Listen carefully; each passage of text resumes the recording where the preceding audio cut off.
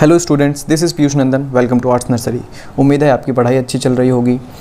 तो आज का ये वीडियो है एक बहुत ही बड़े अनाउंसमेंट के बारे में। अनाउंसमेंट है किन के बारे में, ठीक है, उनकी बात करें सबसे पहले। तो ये है, टारगेट किया जा रहा है यहाँ पे क्लास 11th को। ओके, सब्जेक्ट होने वाला है हमारा हिस्ट्री। ओके, मीडियम होने वाला है इंग्लिश। बहुत ही शॉर्ट तरीके से मैं इसे इंट्रोड्यूस कर दूंगा, ज़्यादा समय नहीं लूँगा।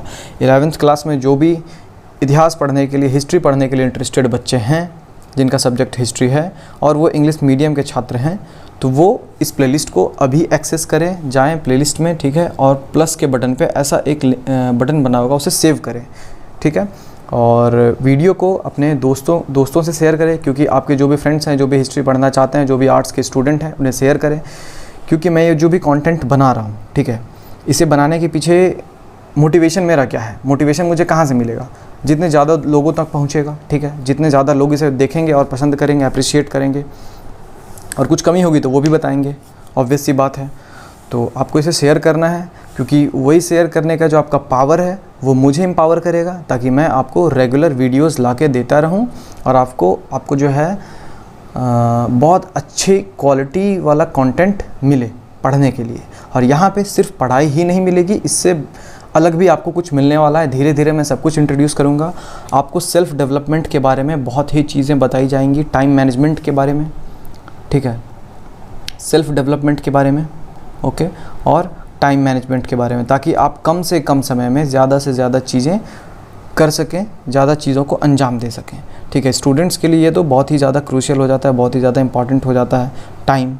ओके, तो अब जो है इस क्लास को स्टार्ट करते हैं। ये है आपके बुक का एक इंट्रो वीडियो, ठीक है, इंट्रो क्लास है, इंट्रोडक्शन यानी कि परिचय होने वाला है। आपको अपनी किताब से मैं परिचित करवाने वाला हूँ। तो सबसे पहले आपकी बुक का नाम क्या है? Themes in world history. Okay, यहाँ पर 2 फोटोज़ दिख रहे होंगे आपको, ठीक है। Themes in world history class 11 की बुक है, नीचे भी कुछ इमेजेस हैं। क्लास 11 की बुक है ये। तो देखिए, हमें आज 3 चीज़ें डिस्कस करनी है, ठीक है। मेनली हैं वो क्या, सिलेबस रिडक्शन पर बात करेंगे हम, दूसरा है ओवरव्यू ऑफ द हिस्ट्री, तीसरा है कंटेंट आपके बुक का। ओके, तो ये जो सिलेबस रिडक्शन की बात हो रही है, एक्चुअल में ये मैंने टर्म बनाया है, आपके बुक में लिखा क्या गया है, rationalisation of the content in the text book, ठीक है। आपके टेक्स्ट बुक में जो भी कंटेंट है, जो भी चीज़ें दी गई हैं पढ़ने के लिए, उन्हें रैशनलाइज़ किया गया है। किसने किया है? तो एनसीईआरटी के द्वारा किया गया है, ठीक है। और इसके पीछे सरकार का भी हस्तक्षेप है, ओके, आपके गवर्नमेंट का भी इंटरफेरेंस है। और दूसरा, ये जो ओवरव्यू ऑफ द हिस्ट्री है, ठीक है, और इसका जो हेडिंग है एक्चुअल में वो है ऑन रीडिंग वर्ल्ड हिस्ट्री। आपको आपके बुक में मिलने वाला है, ठीक है। मैंने इसे ये नाम इसलिए दिया, आपको हिस्ट्री का एक छोटा मोटा ओवरव्यू मिल जाएगा, आपके बुक का भी एक छोटा मोटा ओवरव्यू मिल जाएगा, ठीक है। कंटेंट को भी डिस्कस कर लेंगे इसी में, कंटेंट में अलग से भी दिखा दूंगा आपको, और इसी में आपका कंटेंट भी इंक्लूडेड है, जो भी इंडेक्स है आपके बुक का, जो सारे चैप्टर्स हैं। ओके, तो आगे प्रोसीड किया जाए। तो देखिए, सबसे पहले हमें रैशनलाइजेशन ऑफ द कंटेंट पढ़ना है, यानी कि पढ़ना नहीं है, समझना है। ये जानना बहुत ज़रूरी है, ठीक है। इसे पढ़ लेंगे तो आपको ये फ़ायदा होगा कि ये नहीं, आपका जो ओवरव्यू है ये तो बस एक फैक्ट है, ठीक है, ये एक फैक्ट है। आपको अपने किताब को जानने का एक मौका मिलेगा, लेकिन इससे बेटर जानने को मिलेगा आपको जब हम हिस्ट्री के बारे में एक ओवरव्यू लेंगे, ठीक है। ये जो सेकंड वाला टॉपिक है, overview of the history, on reading world history, okay, ये वाला topic, on reading world history, ये वाला टॉपिक हमें देखना है। उसमें आपको अपने बुक को समझने का बहुत ही बेहतर मौका मिलेगा। और जब आप किसी चीज़ को पहले समझ जाए, जैसे आप कोई चैप्टर पढ़ने वाले हैं, हमेशा ये करें कि पहले उस चैप्टर के बारे में जानें कि चैप्टर में हमें पढ़ने को क्या मिलने वाला है। और उससे भी बेटर एक तरीका होता है, जो जब मैं क्लास स्टार्ट करूँगा, एक्चुअल में पहला थीम पढ़ाऊँगा, तो आपको बताऊँगा कि क्या बहुत ही सही तरीका है, जिससे आप चैप्टर को बिना पढ़े उसके बारे में जान जाएंगे कि उसमें है क्या चैप्टर में, ठीक है। सिर्फ हेडिंग से नहीं पता चलता, और भी एक जगह है जहाँ से आपको पता चलता है कि आपको चैप्टर में क्या मिलने वाला है, ठीक है। वो तो आपको क्लास 1 में मिल जाएगा। क्लास 1 यही है, बट इसे 0 मान के चलें, क्योंकि ये तो इंट्रोडक्शन है बस।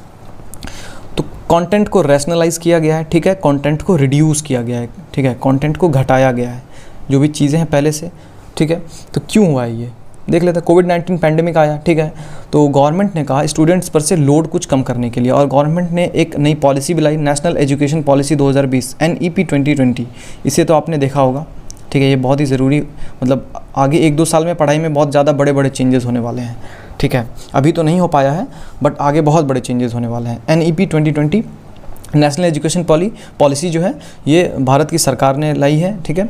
अब इसमें क्या गया है, इसमें भी एम्फेसाइज़ किया गया है ऐसा कि reducing the content load and providing opportunities for experimental learning, यानी कि कंटेंट का जो लोड है उसे कम करना है। किताब में जो चैप्टर्स पे चैप्टर्स ऐड हुए हैं, 250-250 पेज के किताब हो गए हैं, उसे कम करना है और एक्सपेरिमेंटल लर्निंग पे, ठीक है, यानी चीज़ों को करके खुद से सीखना, उसके बारे में ज़्यादा गवर्नमेंट का ऐसा कहा गया है कि ऐसा करना है, ठीक है। तो यहाँ पर तो कंटेंट जो भी है वो तो मैं यहाँ डिस्कस कर दूंगा, बाकी आपका रोल प्ले जो है वो स्कूल से होगा, ठीक है, एक्सपेरिमेंटल लर्निंग। और हाँ, फिलहाल तो भी एक्सपेरिमेंटल लर्निंग पे कुछ ज़्यादा डेवलपमेंट हुई नहीं है, वो जब तक ये पॉलिसी लागू हो नहीं जाती है NEP 2020 नेशनल एजुकेशन पॉलिसी, तब तक अभी कुछ खास चेंजेस आपके करिकुलम में आ नहीं रहा है। मेनली यही है कि अभी चैप्टर्स घटे हैं, ठीक।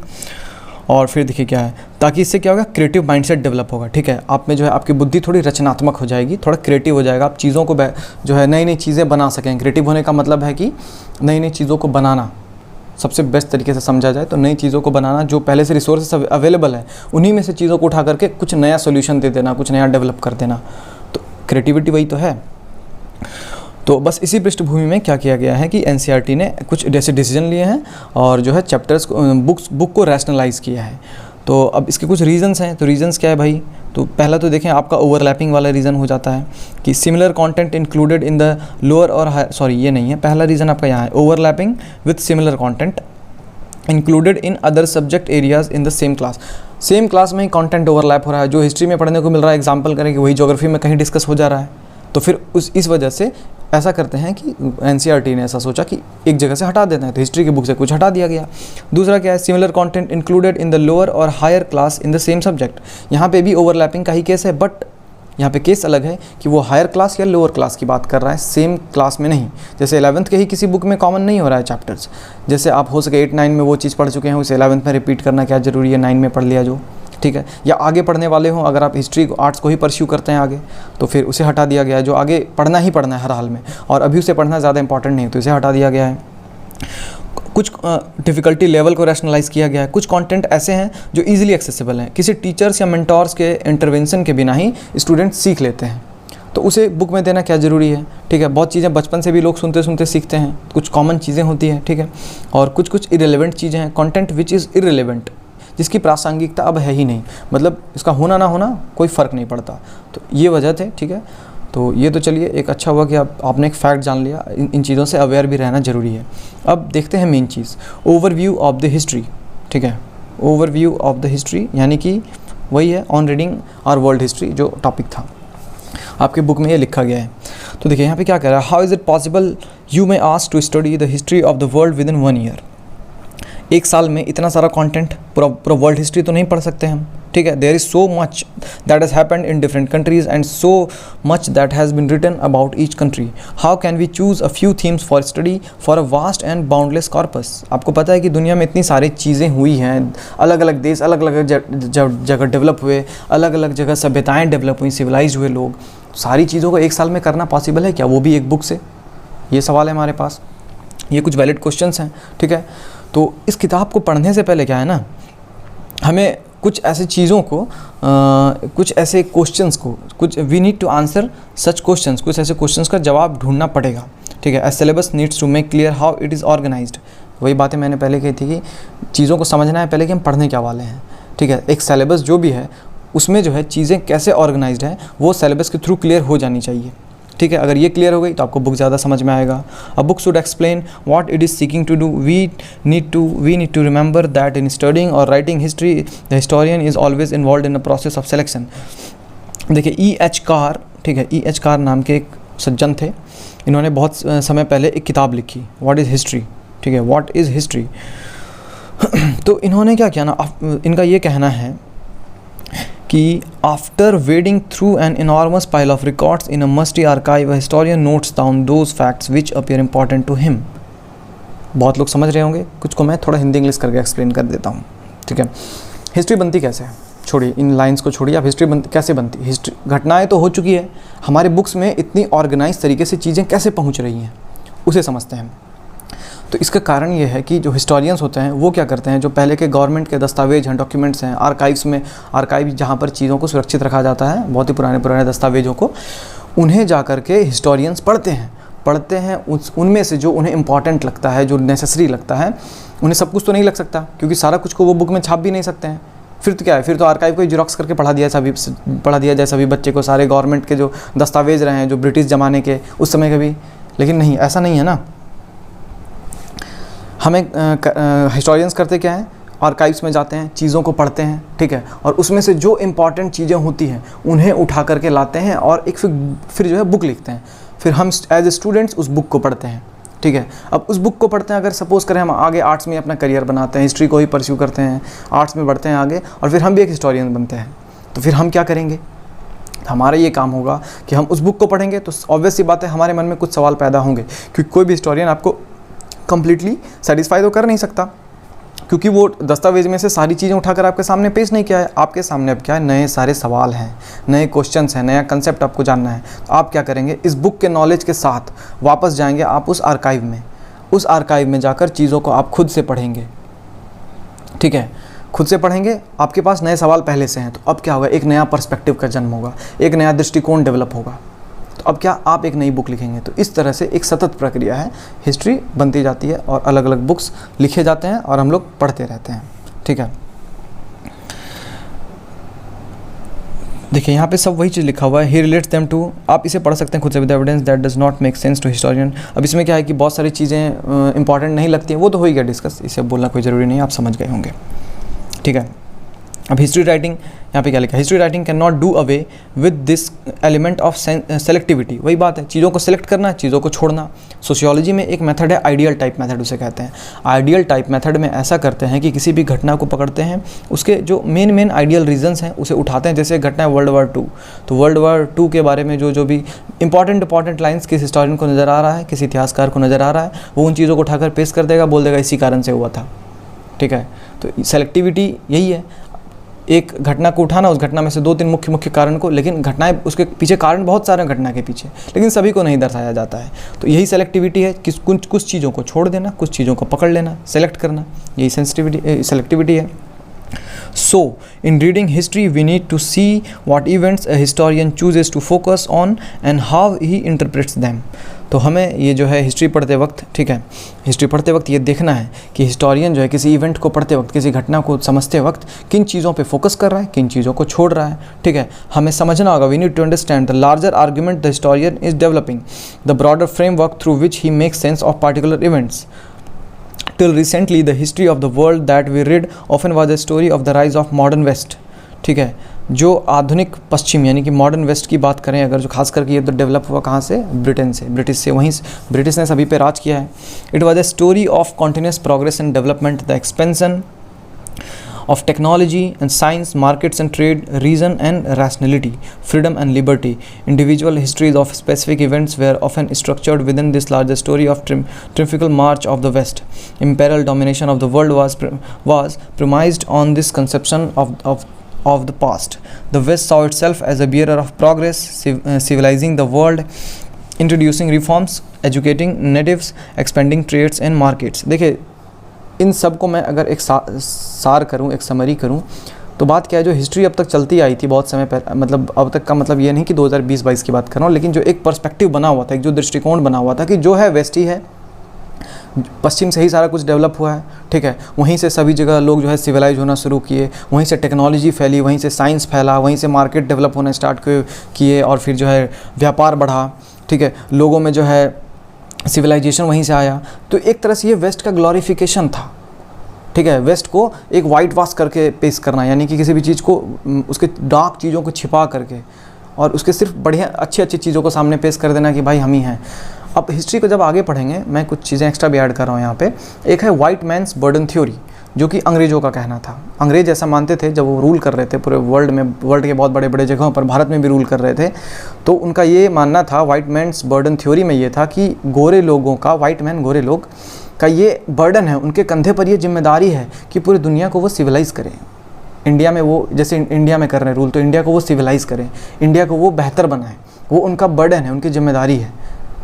तो एक्चुअल में इस जिम्मेदारी के नाम पे वो जिम्मेदारी निभा नहीं रहे थे, वो उस जिम्मेदारी के नाम पे वो शोषण कर रहे थे, वो भारतीयों का एक्सप्लॉइटेशन कर रहे थे, और वो अपने आप को जस्टिफाई करते थे कि हाँ इस तरीके से जो है मतलब ये कारण है, हमें जो है भगवान ने दिया है कि ये हमारा बर्डन है, हमें गॉड से मिला है ये बर्डन, ये जिम्मेदारी मिली है। तो एक तरह से ये वेस्ट का ग्लोरिफिकेशन था। बट अब जो है बहुत चीज़ें पढ़ चुके हैं लोग जो है सभी जगह बहुत चीज़ों को जान चुके हैं। तो ये एक सवाल उठ के आता है, देखिए यहाँ पे, should we not question this perception today. ये जो दृष्टिकोण है, ये जो डायमेंशन है, क्या हमें इसे क्वेश्चन मार्क इस पर लगाना चाहिए कि नहीं लगाना चाहिए कि जो है वही वेस्ट ही है, ईस्ट में कुछ हुआ ही नहीं, नॉर्थ में साउथ में कहीं कुछ हुआ ही नहीं, ऐसा तो हो नहीं सकता है, हुआ तो बहुत कुछ है। तो देखिए, to do that we need to re look at world history, travel across continents. इतने सारे कॉन्टिनेंट को मैं नहीं पढ़ रहा हूँ, शॉर्ट में बताता हूँ, ठीक है। जो अलग अलग जगह हैं, जैसे सपोज़ करें ये एक देश है, ये एक देश है, ये भी एक देश है। हुआ यही है कि ये कंट्री अगर डेवलप हो रहा है, ये भी कहीं ना कहीं स्लो तरीके से डेवलप हो रहा है। ये ए सेक्शन में डेवलप कर रहा है तो ये खुद को बी सेक्शन कहने का मतलब, सपोज़ करें कोई कल्चर में खुद को डेवलप कर रहा है, कोई टेक्नोलॉजी में खुद को डेवलप कर रहा है, ठीक है। तो इसी तरीके से ये भी कहीं कुछ ना कुछ तरीके से डेवलप कर रहा है। तो सभी एक दूसरे पर इम्पैक्ट डालते हैं, ठीक है। इसका सार यही है कि अगर ये कंट्री जो है ये कंट्री अगर डेवलप कर रहा है तो इस कंट्री का इम्पैक्ट जो है इस कंट्री पे भी होगा, ठीक है। और फिर इस कंट्री का इम्पैक्ट इस कंट्री पे भी होगा, इसका इम्पैक्ट इस पे भी होगा, इसका इम्पैक्ट इस, यानी सभी एक दूसरे पर असर डाल रहे हैं। कहने का मतलब कुल मिलाकर यही है। ऐसा नहीं, हाँ किसी का रोल ज़्यादा हो सकता है, किसी का रोल कम हो सकता है। अब देखिए, नहीं इसे पढ़ना जरूरी है, इसे स्किप नहीं कर सकता, देख लेता हूँ मैं। To do that we need to re look at world history, हमें वर्ल्ड हिस्ट्री को वापस से देखना है। Travel across continents and long chronological periods, हमें जो है डिफरेंट कॉन्टिनेंट्स यानी कि महाद्वीपों पर ट्रैवल करना होगा, यात्रा करनी होगी। और जो घटनाएँ एक क्रमवार तरीके से हुई हैं, ठीक है, अलग अलग समय को ढंग से पढ़ना होगा। देखने के लिए we can think of this history in a new, ताकि हम जो है and see whether we can think of this history in a new way, ताकि हमें ये समझ में आए हिस्ट्री को हम नए तरीके से देख सकते हैं कि नहीं देख सकते हैं। Themes in world history will help you in this journey, it will do so in 3 different ways. आपका जो बुक है क्या है, थीम्स इन वर्ल्ड हिस्ट्री, आपके बुक का नाम तो यही है, themes in world history will help you. आपका बुक जो है आपकी हेल्प करेगा किस चीज़ में, तो ये जो एक नया परसेप्शन है समझने के लिए, ये जो क्वेश्चन है इसको जवाब देने के लिए, ओके। तो परसेप्शन क्या है भाई, तो सॉरी परसेप्शन नहीं, 3 तरीके से समझाएगा आपको इस सवाल के जवाब देने के लिए। फर्स्ट तरीका यहाँ पे लिखा गया है, सेकंड तरीका और थर्ड तरीका आगे भी डिस्कस किया गया है। तो देखते हैं फर्स्ट में क्या है। तो आपका बुक क्या करेगा, ये आपको इंट्रोड्यूस करेगा किससे, डार्कर हिस्ट्रीज से, that lie behind the glorious stories of development and progress. जैसा मैंने कहा था अभी 2 मिनट पहले कि जो कुछ डार्कर हिस्ट्री हैं, कुछ ऐसी चीज़ें जिन्हें छुपा के रखा गया है। डार्क कहने का मतलब यहाँ पे कुछ ऐसी गलत चीज़ें, ठीक है, उसे ग्लोरिफिकेशन के पीछे छुपा दिया गया। जैसे कि कोई एक ट्यूबलाइट जला दिया है सामने, आपके आँख पे लाइट पड़ रहा है बट पीछे अंधेरे में कुछ गलत हो रहा है। अब वो गलत क्या है, तो कहने का ये मतलब है कि जो बाहर से ट्रेडर्स आए, ट्रैवलर्स आए, जो कब आए 15th एंड 16th सेंचुरीज़ में, कहाँ आए थे सबसे पहले, जैसे साउथ अमेरिका में यहाँ बात हो रही है किसकी, साउथ अमेरिका की। You will see how the arrival of explorers and traders in South America in 15th and 16th century did not simply open up the place for western commerce and culture, it led to the spread of disease, destruction, civilization and the decimation of population। देखिए यहाँ पे ये कह रहा है कि जब south America में 15th और 16th सेंचुरी के आसपास लोगों ने एंट्री मारनी शुरू की, मेनली जो है यूरोप से ही लोग निकले थे जो पूरी दुनिया में फैलने लगे, ठीक है। जो यूरोप से ही निकले वही जो है अमेरिका पहुँचे, वही जो ऑस्ट्रेलिया पहुँचे, वही इंडियन कॉन्टिनेंट, सब कॉन्टिनेंट में भी आए, एशिया महाद्वीप में भी आए, ठीक है। तो उनके आने से सिर्फ ऐसे नहीं हो कि सभ्यताएं फली फूली, सब कुछ डेवलपमेंट ही डेवलपमेंट, अच्छे दिन आ गए, वैसा नहीं हुआ था। अच्छे दिन नहीं आए थे, कुछ बुरे भी, कुछ क्या बहुत बुरे हुए थे जिसे दिखाया नहीं गया था। बुरे क्या हुए, बीमारियां फैली, स्प्रेड ऑफ डिजीज़, बर्बादी हुई, किन की, सिविलाइजेशन की, सभ्यताओं की बर्बादी हुई, ठीक है। पॉपुलेशन पे असर पड़ा, इसमें पॉपुलेशन पे बहुत ही ज़्यादा ज़बरदस्त वाला असर पड़ा है। देखिए, later when white settlers move to North America and Australia, what we had was not just progress। जब वो अमेरिका ऑस्ट्रेलिया में गए तो सिर्फ प्रोग्रेस ही नहीं लेके गए थे, क्या क्या चीज़ें लेकर गए थे वो मैंने बताया, डिजीज़, डिस्ट्रक्शन, पॉपुलेशन पे डेसिमेशन, ठीक है। देखिए, बिहाइंड द हिस्ट्री ये जो है आपको थीम 6 में समझने को मिल जाएगा ये चीज़ें। Behind the history of the development of modern capitalist societies in these places lie the disturbing stories of displacement of indigenous population and even genocide. ये जो डेवलपमेंट दिखाया जाता है, ठीक है, इतिहास में कि ऐसा डेवलपमेंट किया, और ये जो मॉडर्न कैपिटलिस्ट सोसाइटी डेवलप हुई, ठीक है, जो कैपिटलिस्ट सोसाइटी पूंजीवादी समाज जो डेवलप हुए, ये जो है ना, ये प्लेसेस जो है ना, इसके पीछे छुपाई जाती है कुछ स्टोरीज़ हैं, ऐसी स्टोरीज़ इंडिजिनस पीपल की जो है डिस्प्लेसमेंट कहने का मतलब पलायन, एक स्थान से दूसरे स्थान तक बहुत बड़ी जनसंख्या का जो है पलायन होना, मतलब उठ करके एक जगह से दूसरी जगह चले जाना मजबूरी में, शोषण की वजह से, एक्सप्लॉयटेशन की वजह से। और जेनोसाइड्स भी हुए हैं। जेनोसाइड्स यानी कि नरसंहार, एक बड़े पैमाने पर लोगों को मार दिया जाना, कत्ल कर दिया जाना, यही है जेनोसाइड। तो इन देख रहे हैं ये जो ग्लोरिफिकेशन था, इसके पीछे क्या क्या घटनाएं छुपी हुई थी, क्या क्या चीज़ें हुई थी। जब लोग बाहर से आए तो मार काट बहुत मचाया उन्होंने, डिजीज़ भी बहुत फैले, यहाँ की सभ्यता की बर्बादी हुई। सपोज़ करें आप एक जगह पर रह रहे हैं, अब सभ्यता कहने का मतलब इंडिया, एक जगह हटा देते हैं, इंडिया की बात करें, इंडिया का अपना कल्चर है। अब बाहर से लोग बहुत ज़्यादा आएंगे और यहाँ के कल्चर को नष्ट करने की कोशिश करेंगे, तो क्या है, वो सभ्यता की बर्बादी ही तो है। वो अपनी सभ्यता आप पर थोपने की कोशिश करेंगे, अपने कल्चर को आप पर थोपने की कोशिश करेंगे, और वो तो हो ही चुका है। वेस्टर्नाइजेशन इंडिया में कितना ज़्यादा है, बहुत ज़्यादा है। लोग जो है अंधे की तरफ फॉलो करते हैं। अडॉप्ट करें, बिल्कुल अडॉप्ट करें, लेकिन सिर्फ अच्छी चीज़ों को अडॉप्ट करें, उसमें कुछ बुरी चीज़ें भी आती हैं, क्योंकि कोई भी सभ्यता ऐसी हो नहीं सकती कि उसमें कुछ बुराई ना हो। बुराई भी होगी, अच्छाई भी होगी, और ऐसा भी नहीं कि कोई बुराई होता है। तो अच्छाइयों को अडॉप्ट करें और बुराइयों से दूर रहें। और सेकंड देखें क्या है, किस तरीके से आपका बुक जो है आपको समझाने वाला है, आपके सवाल को समझने की जर्नी में आपका कैसे मदद करने वाला है। When you read about the making of states and empires in section 2, जब सेक्शन 2 में आप पढ़ेंगे, यानी इससे क्या क्लियर होता है, सेक्शन 2 में आपको क्या पढ़ना है, एम्पायर्स एंड स्टेट्स के बिल्डिंग के बारे में पढ़ना है। बिल्डिंग का मतलब यहाँ मकान नहीं बोल रहा हूँ, मतलब बनने के बारे में, ठीक है, उनके मेकिंग के बारे में। जब बड़े बड़े स्टेट्स यानी कि बड़े बड़े राज्य और देश और एम्पायर्स बने, बड़े बड़े राजाओं ने अपने साम्राज्य खड़ा किया, तो उसके बारे में इसे पढ़ना है कहाँ, सेक्शन 2 में। तो उस समय में क्या समझ में आएगा कि that the drama unfolds not only in Rome, ठीक है, थीम 2 में ये देखने को मिलेगा, that is in Europe but in central Islamic states, यानी कि हमें ये समझने को मिलेगा कि केवल रोम में ही जो है घटनाएं नहीं हुई, ठीक है, डेवलपमेंट देखें कहाँ पर चेंजेस कहाँ पे भी हुआ था, सेंट्रल इस्लामिक स्टेट्स में, जो मध्य एशिया वाला क्षेत्र है, वहाँ की बात हो रही है। And the land of the Mongols के भी क्षेत्र में ऐसा हुआ। तो मंगोल जो है ये इंडिया के नॉर्थ में पड़ता है, एक मंगोलिया नाम का कंट्री है, उस एरिया के आसपास का ये कहानी बताता है, उधर से इन्वेडर्स के बारे में बताता है। These chapters will tell you about the very different ways in which society and polity are organized in these places. तो इन चैप्टर्स में हमें ये समझना पड़ेगा उस वक्त की सोसाइटी, उस वक्त की पॉलिटी, सोसाइटी तो समाज हो गया, पॉलिटी क्या, जो भी ऑर्गेनाइजेशंस हैं, पॉलिटिकल ऑर्गेनाइजेशन, राजनीतिक संस्थाएं, वो जो देश को रन करती हैं, जो किसी क्षेत्र को रन करती हैं, तो सोसाइटी और पॉलिटी के बारे में हमें जानने को मिलेगा, वो कैसे ऑर्गेनाइज थी, ठीक है, वो कैसे चल रहे थे, किस तरीके की पॉलिटी और किस तरीके की सोसाइटी थी, हमें ये जानने को मिलेगा, ठीक है। अच्छा, this has been worked, let me clear it. अब देखें थर्ड क्या है, थर्ड किस तरीके से बुक आपको मदद करने वाला है आपकी। इन रीडिंग सेक्शन 4 पढ़ने पर हमें आप देखेंगे कि there are different paths to modernisation के जो हैं बहुत सारे वेज हैं, बहुत सारे पाथ्स हैं। मॉडर्नाइजेशन यानी कि आधुनिकीकरण की बात हो रही है।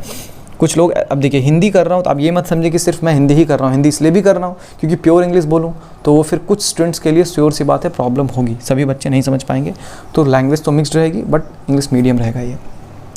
There was a time when it was believed that industrialization first occurred in Britain and other countries tried to replicate this model in various ways. So the developments of all the countries were judged in relation to the British model.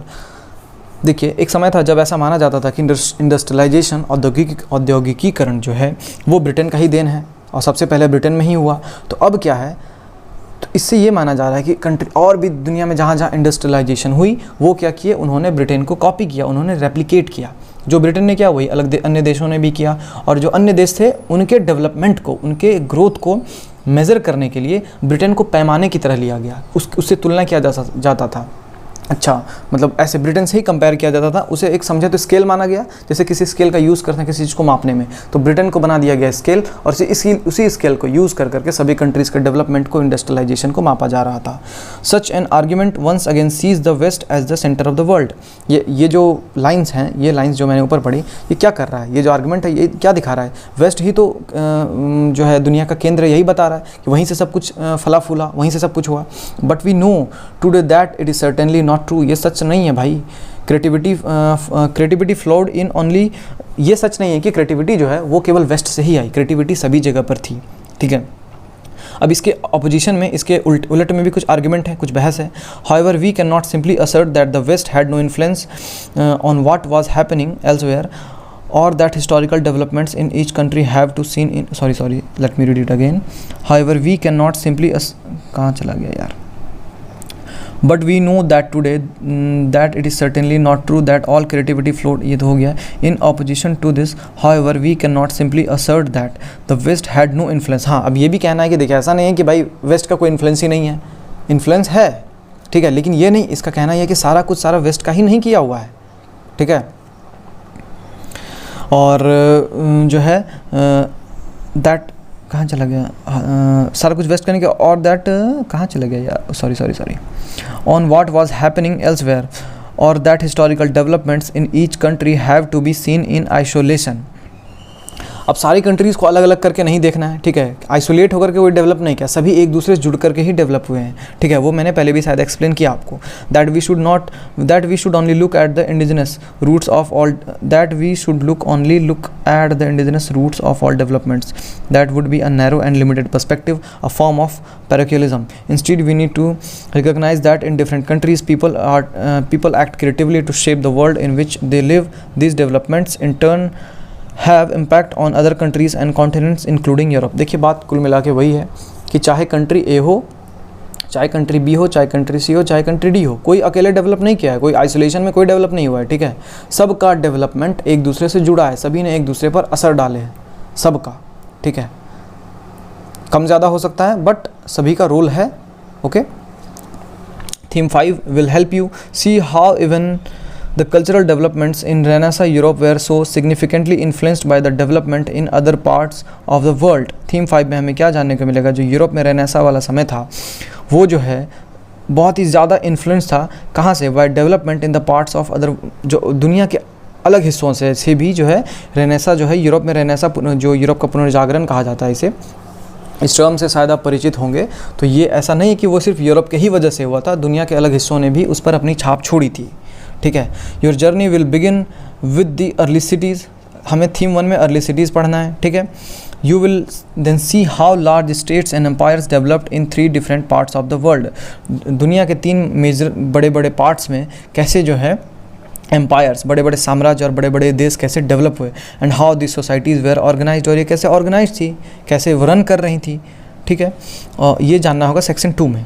और फिर in the next section you will have a close look at how European society and culture changed between the 19th and 15th centuries, sorry 19th नहीं 9th and 15th centuries, and what European expansion meant for the people of South America, ये हमें section 3 में जानना है।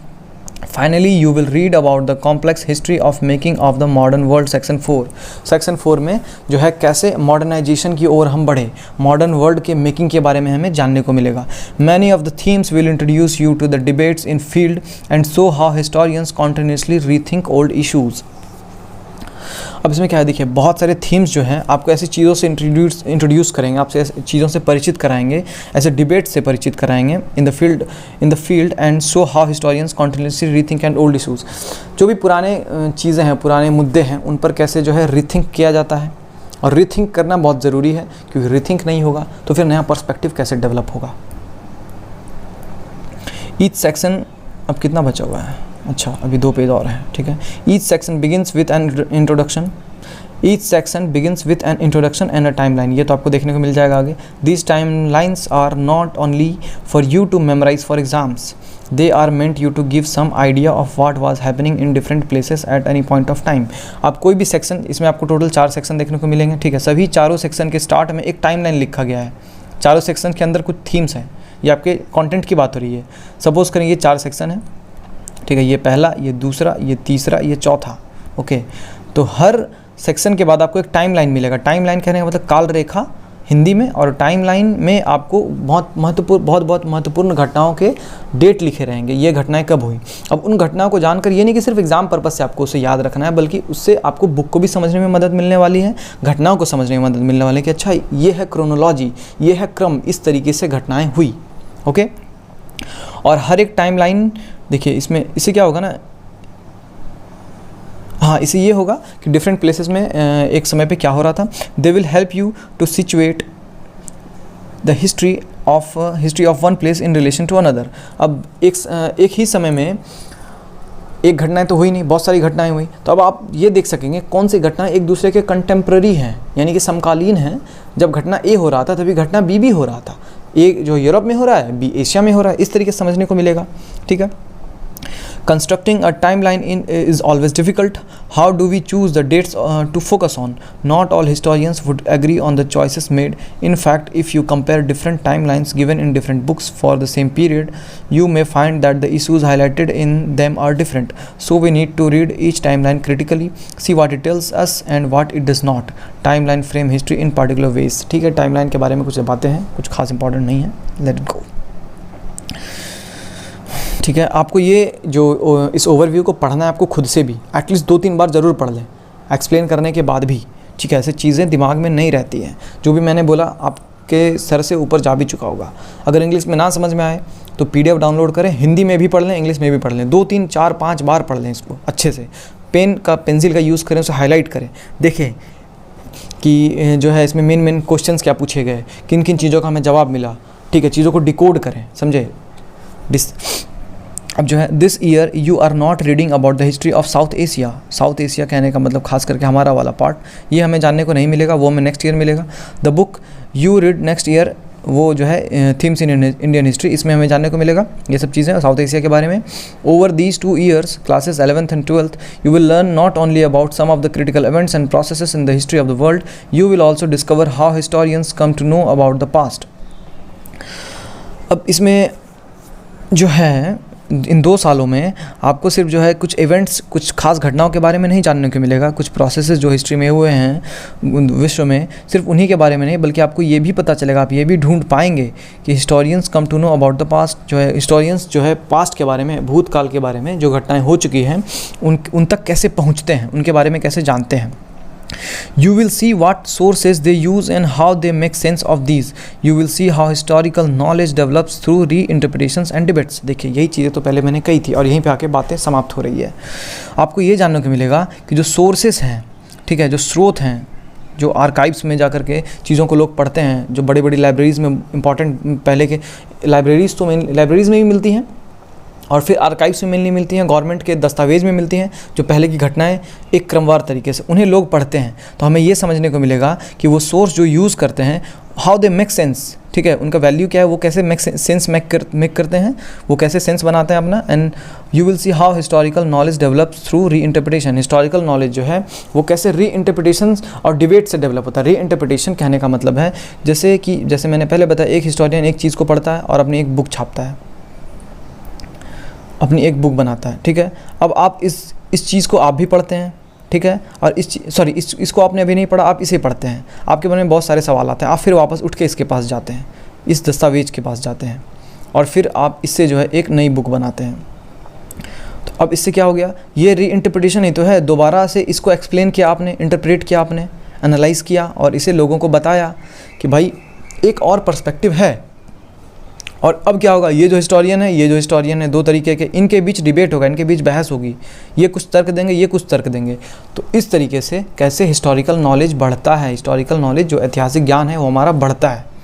ठीक है, debate से बढ़ता है और री इंटरप्रिटेशन से बढ़ता है। ऐसा नहीं है कि जो हिस्ट्री में आपको लिख दिया गया यही सत्य है, परम सत्य नहीं, ये परिवर्तित होता रहता है क्योंकि लोग पढ़ते रहते हैं और नया नया दृष्टिकोण डेवलप होता रहता है और आपकी जो है सिलेबस भी अपडेट होते रहते हैं। और ये तो सिर्फ 11th 12th के सिलेबस की बात हो रही है, पूरे वर्ल्ड में सारा परसेप्शन चेंज करता है ये री इंटरप्रिटेशन। ठीक है, लोग कैसे सोचते थे, यही तो सवाल था कि वेस्ट का जो ग्लोरिफिकेशन था उस पर सवाल उठाया गया ना। बहुत लंबे समय तक जो वेस्ट को ही सब भगवान मान के चल रहे थे, लेकिन अब वो परिवर्तन होने लगा, लोगों में चेतना जागी, लोग कॉन्शियस हुए और जो है समझा कि नहीं, ऐसा नहीं कि वेस्ट ही सब कुछ था, हमारे पास भी कुछ था, हमारे पास भी बहुत कुछ था, कुछ नहीं था बहुत कुछ था। ठीक है, तो देखिए आपको 4 सेक्शन मेनली पढ़ने हैं। पहले मैं सारे सेक्शंस को हाईलाइट कर रहा हूँ। पहला सेक्शन है अर्ली सोसाइटीज़, सेक्शन 2 है एम्पायर्स, सेक्शन 3 है चेंजिंग ट्रेडिशंस, सेक्शन 4 है टुवार्ड्स मॉडर्नाइजेशन। ठीक है, अब देखिए सब में आपको पहले एक इंट्रोडक्शन मिलेगा, वो तो ऑब्वियस सी बात है, इंट्रोडक्शन मिलने वाला हर एक चैप्टर के पहले।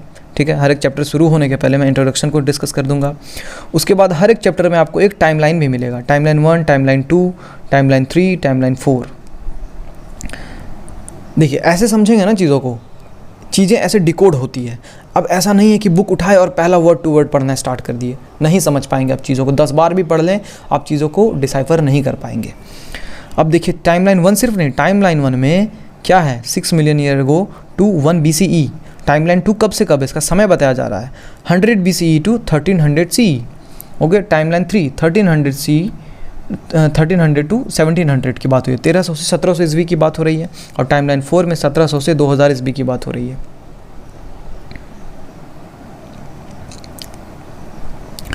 तो हमें देखना है 1700 टू 2000। अब इसके बाद क्या है, हमें अब थीम्स देखने हैं। ओके, थीम्स, थीम 1 में है राइटिंग एंड सिटी लाइफ पढ़ना है हमें। थीम 2 में an empire across 3 countries. Okay, an empire across 3 continents, not countries, मैंने सोचा कंट्रीज़ कहाँ से आ गए भाई। थीम 3 नोमैडिक एम्पायर्स, नोमैडिक यानी घूमने, खाना बदोश, यायावर साम्राज्य। ओके, खाना बदोश कहने का मतलब होता है, नोमैडिक कहने का मतलब है जो घूमते रहते हैं, एक स्थान पर टिकते नहीं हैं। थीम 4 है द 3 ऑर्डर्स। थीम 5 है changing cultural traditions.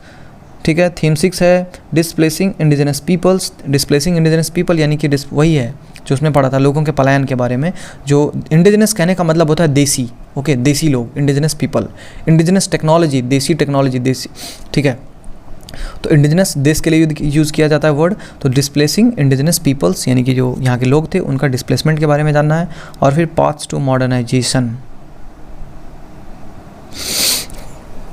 Paths to modernisation, आधुनिकीकरण की ओर हमें जो है रास्ता, फिर कंक्लूजन, फिर सजेस्टेड रीडिंग्स नाम का एक टॉपिक है, इसे देख लेना है। तो ये है आपका बुक। अब देखें स्टार्ट में मैंने कुछ मिस किया है, यही मैंने आपको बताया था, rationalisation of the content in the text book मैंने आपको बताया। ऑन रीडिंग वर्ल्ड हिस्ट्री, ये मैंने आपको जो बहुत लंबे लंबे पैराग्राफ्स डिस्कस किए वो इसी से था, और ये रिडक्शन के बारे में था। ओके, तो यहाँ पे होता है ये क्लास अब रैप करने की बारी आ गई है। आप चीज़ों को होप समझ गए होंगे, उम्मीद है आप समझ ही गए होंगे। मैंने ठीक ठाक एक्सप्लेन करने की कोशिश की है। और अब जो है आपको क्या करना है, ज़्यादा से ज़्यादा इसे शेयर करना है, क्योंकि आप इसे शेयर करेंगे तभी मैं मोटिवेट हो पाऊँगा वीडियोस बनाने के लिए। यही मेरा सबसे बड़ा मोटिवेशन है। जितने ज़्यादा लोग देखें, इसे अप्रिशिएट करें, जो कमी है वो भी मुझे बताएं। क्लास बहुत बड़ी हो गई है, मैंने सोचा था बहुत जल्दी से फिनिश करना, बट ये आधे घंटे प्लस जा चुकी है, 40 मिनट्स के अराउंड जा चुकी है। तो मैं ज़्यादा बोलता नहीं हूँ, मिलते हैं आपसे अगली वीडियो में। सीखते रहें, बढ़ते रहें, कीप लर्निंग कीप ग्रोइंग, जो हमारा मोटो लाइन है आर्ट्स नर्सरी का। Till then have a good day.